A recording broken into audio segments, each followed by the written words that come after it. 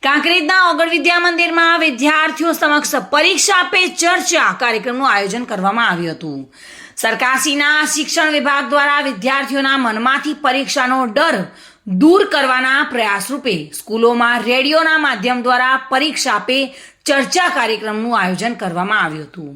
ત્યારે આજે ઓગળ વિદ્યા મંદિર થરામાં બાળકો સમક્ષ વર્ષના અંતે લેવાતી પરીક્ષા પદ્ધતિનું રેડિયો દ્વારા માર્ગદર્શન આપતું લાઈવ નિદર્શન કરવામાં આવ્યું હતું. લાઈવ પ્રોગ્રામ અંતર્ગત આચાર્ય ડોક્ટર હિમાંશુ શાહ, સુપરવાઇઝર અશોકભાઈ પઢિયાર, અશોકભાઈ ભારમલ તેમજ યોગેશભાઈ, કલ્પેશભાઈ તથા શાળાના પરિવારના તમામ શિક્ષક મિત્રો હાજર રહ્યા હતા. બાળકો ખૂબ જ મોટી સંખ્યામાં હાજર રહી સમગ્ર કાર્યક્રમને નિહાળ્યો હતો અને કાર્યક્રમમાંથી પરીક્ષાને લગતી પોતાની વ્યક્તિગત સમસ્યાઓનું સમાધાન મેળવ્યું હતું.